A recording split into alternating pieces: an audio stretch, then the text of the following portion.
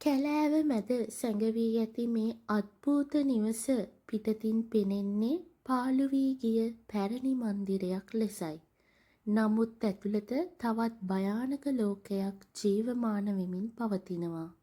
රවීන් අතුරුදන් වී දින 3ක් ගත වී ඇත. ඔහුගේ පෙම්වතිය වන සඳලි පොලිස් සහාය ඇතිව කැලෑව හරහා රවීන් සෙවීමට යන ගමන ඇයව ගෙන යන්නේ මරණයේ දොරටුව වෙතටයි. රවීන් තවමත් දියුමිගේ ග්‍රහණයේ. නමුත් පිටත ලෝකය දැන් ඔහු වෙත ළඟා වෙමින් තිබේ.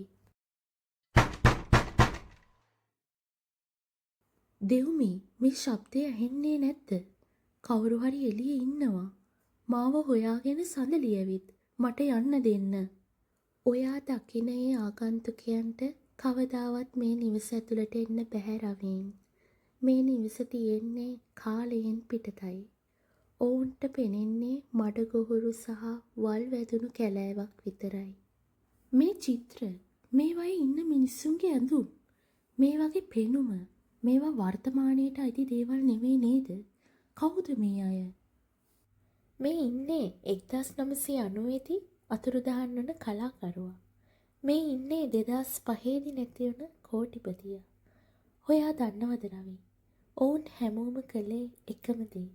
ඔවුන් මාව ආදරෙන් බලාගත්තා.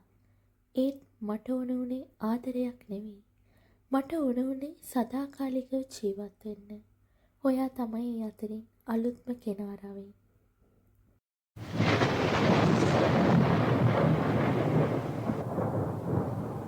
ජයන්ත මහත්තයා, මෙන්න රවීන්ගේ කාර් එක.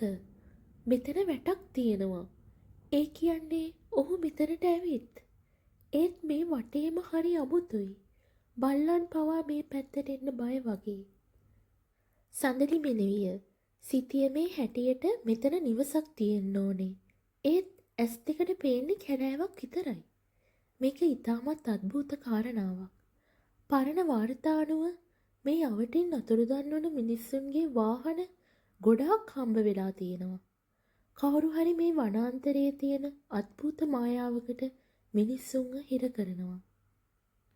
රවීන්, ඔයා කොහෙද ඉන්නේ? සඳලිගේ කටහඬ නිවස තුලට දෝංකාර දෙන විට දෙව්මිගේ මුහුණේ ඇති වූයේ බියක් නොව සාහසික සිනහවක්. ඇය රවීන්ව තදින් බදාගෙන ඔහුගේ කනට කර මෙසේ පවසයි. ඔයාගේ පෙම්වතිය ආවා. රවීන්, ඒත් දැන් එයාටත් මේ නිවසට ඇතුළු වෙන්න සිද්ධ වෙනවා. ඔයා තෝරගන්න. ඔයාගේ ආදරය බේරගන්න ඔයා කැප වෙනවද? නැත්තම් මාව තෝරගන්නවද? පිටත ලෝකයේ දැන් දොරකඩට පැමිණ අවසන්. සඳලි මේ අද්භූත මායාව බිඳ දමයිද? නැත්තම් දෙව්මිගේ උගුලට හසු වෙයිද? රවීන්ගේ ඉරණම තීරණය වන තීරණාත්මක මොහොත. වීඩියෝවට ලයික් එකක් දාලා අපේ නාලිකාව සබ්ස්ක්‍රයිබ් කරලා ඉන්න. අපි 8 වෙනි කොටසෙන් හමු වෙමු.